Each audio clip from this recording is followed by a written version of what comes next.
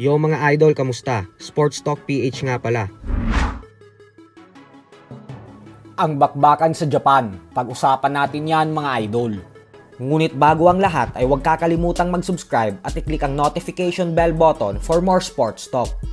So bigo nga pong maging world champion ng Japanese superstar na si Tenshin Nasukawa sa kanyang ikawalong laban sa professional boxing.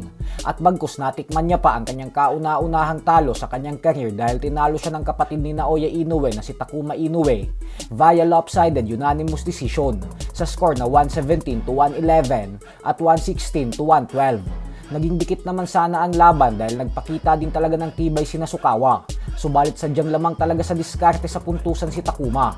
Kaya naman dahil dyan ay isang world champion na ulit si Takuma matapos niyang masungkit ang bakanting WBC Bantamweight World Title Belt. Umabanti na din ang record ni Takuma Inoue ngayon sa 21 wins with 5 knockouts at 2 talo lamang. Buong-buo naman ang suporta ng Japanese Monster sa kanya. Lalo pa target nito sumunod sa yapak ng kuya niya na maging undisputed bantamweight champion.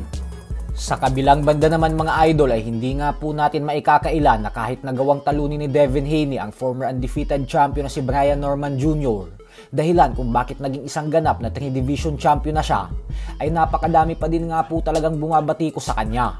Ito po ay dahil nakatatak na talaga sa isipan ng mga fight fans ang naging pag-iyak nito sa naging laban niya kontra kay Ryan Garcia upang maibalik lamang ang kanyang napakalinis na undefeated record. Subalit sa kabila nga po ng lahat ng pambabatikos kay Haney, ay pinagtanggol ito ng current pound for pound king ng boxing na si Terence Crawford. Ayon po kay Crawford ay napakadami daw hindi magagandang sinasabi ang mga tao kay Haney. Pero dahil umano sa ipinakita nitong performance kahapon, ay muli na naman daw nitong pinatahimik ang mga bashers na walang alam sa sports ng boxing.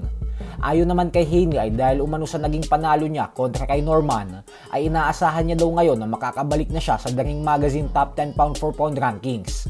At naniniwala daw siya na karapat-dapat na umano siyang makapasok hindi lang sa top 10. At bagkus hindi daw dapat bababa sa top 5 ang kanyang pangalan.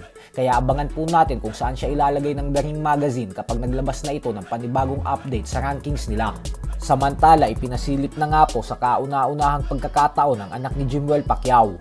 Dahil dito ay opisyal ng lolo ang ating pambansang kamauman ni Pacquiao. Kaya literal na lolo na talaga siya sasampa sa ibabaw ng lona sa susunod na taon. Habang si Jimwell naman ay paniguradong makakadagdag ito sa motibasyon niya upang mas lalong pagbutihin ang kanyang kauna-unahang laban sa professional boxing na siyang nakatakda ng ganapin sa susunod na linggo. Kaya suportahan din po natin si Jimwell Pacquiao sa laban niya na ito. So hanggang dito na lang po muna tayo mga idol.